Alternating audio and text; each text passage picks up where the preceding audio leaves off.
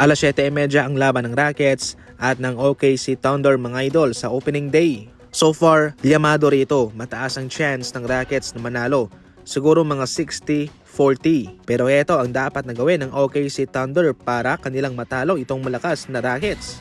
Ang Thunder ay kilalang defensive team sa NBA. Sila ay nag-aalaw ng nasa 106.6 points in every 100 positions sa liga. At yun po ang number 1. Number 1 na dapat gawin ng OKC ay limitahan itong impact ni Kevin Durant.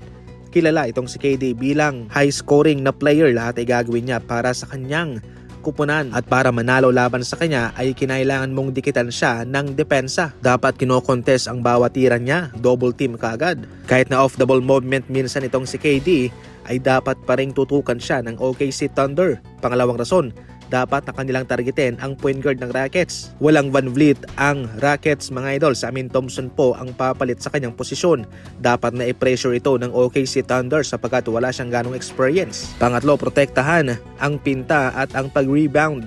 Masipag mag-rebound si Sengun at si Steven Adams. Pero kung tutusin, lahat naman siguro sapagkat matataas itong player ng Rockets. 6'11" ang average na height ng mga ito. Gayunpaman, dapat nilang malimitahan ito sa pag-rebound at sa pagpunto sa pinta. Panghuli, kinakailangan na maging maingat dito ang OKC Thunder. Bawal magkamali, bawal ang turnover, bawal ang sloppy fouls versus Rockets. Kahit na walang LeBron ang Los Angeles Lakers sa kanilang laban versus Golden State Warriors, mataas pa rin po naman ang chance na sila ay mananalo sa kanilang laban.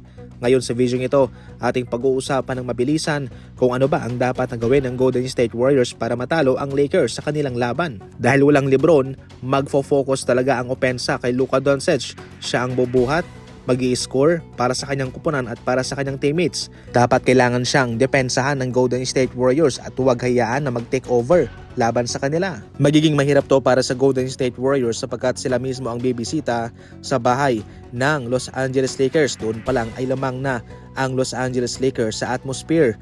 Pero kung kanilang mamamanage ito ay tsak na magiging okay lang sila.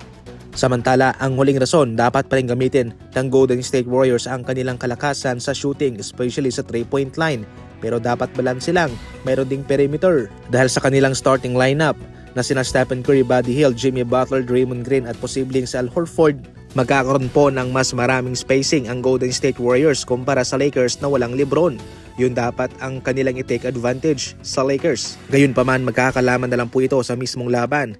Excited ka na?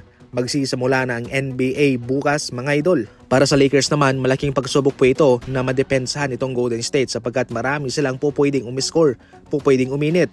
Pero one thing, expected na kanilang didikitan at mamimisikal sila sa kanilang depensa kay Stephen Curry.